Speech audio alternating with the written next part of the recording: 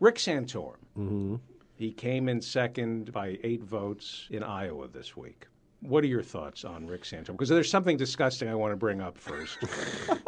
Well, he is the, he's the GOP dip that's going to get a lot of media attention for the next week. And, it's his turn now, for everyone to pay attention to him. And he is just as crazy as all the other ones. So it'll be entertaining. What universe am I living in?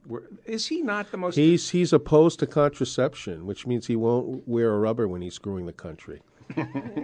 That's insane to say that he doesn't even think you should use contraception at all. Ever, yeah. Well, he's the most right-wing on social issues of any of these candidates, right? Clearly a horrible person. No, I mean... I don't know. Well, I mean... Michelle Bachmann? I think he's further to the right on social issues than Michelle Bachmann. Maybe not. I mean, you know better than I, but I think I don't know anything. All I think I know he can... is last night was Michelle Bachmann's most depressing evening since her wedding night. Quite a letdown.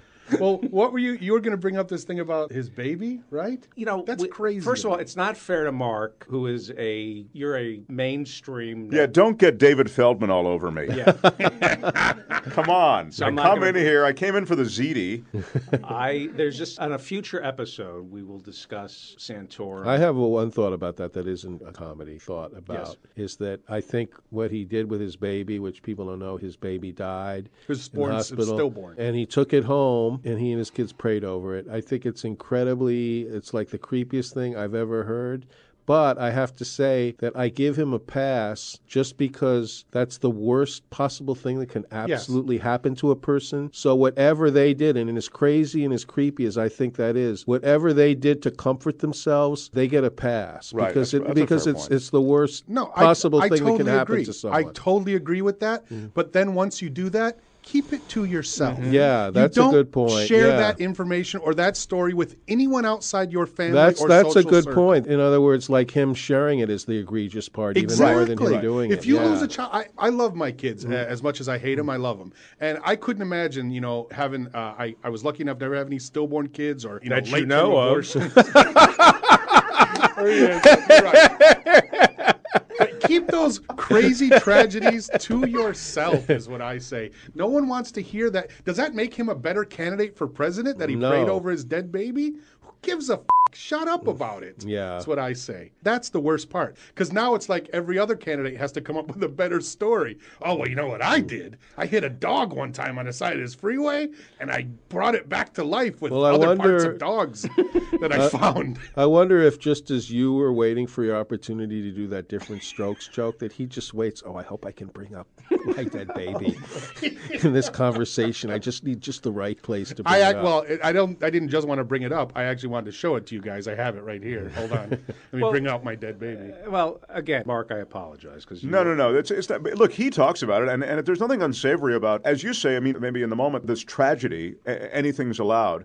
The unsavory thing might be. I mean, I think reasonable minds could differ on this, but I think the unsavory thing may be that it's brought into the political process. That's probably a reason. That it's brought into the political process, that this is a man who calls homosexuality an abomination, and yet I'm supposed to be accepting of his lifestyle, which is... Yeah, that's a good point. Which is bringing a baby home to his kids and having them not only pray over it, but play with it. No, really? Yeah.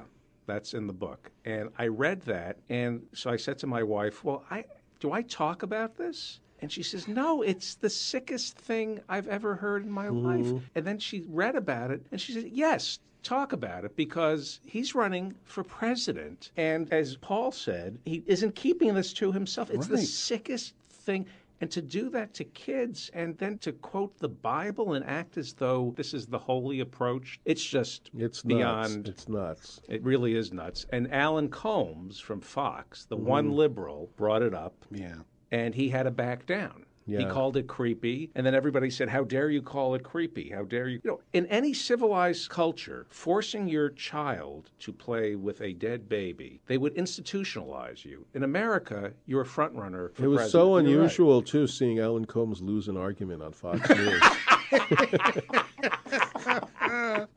Well, anyway, the great thing is your wife inspired you to tweet nonstop about it, because your Facebook page is covered in comments about Rick Santorum's dead baby, which are hilarious, by the way. Yeah, because I don't know. I mean, I guess I should be a businessman and not tweet as much or go on Facebook as much and be sparing in my words and opinions to bring everybody into the tent. What is this business you're trying to start? Well, I mean, right. I mean, but and are you hiring? I've gone, what is this Well, country? actually, Rick Santorum he's not elected president. He's going to host a reality show called If You Think That's Creepy. He'll just blow your mind every week with something incredibly creepy. I don't know what country this is anymore. I mean, what you think George W. Bush, you go, okay, we've now hit rock bottom.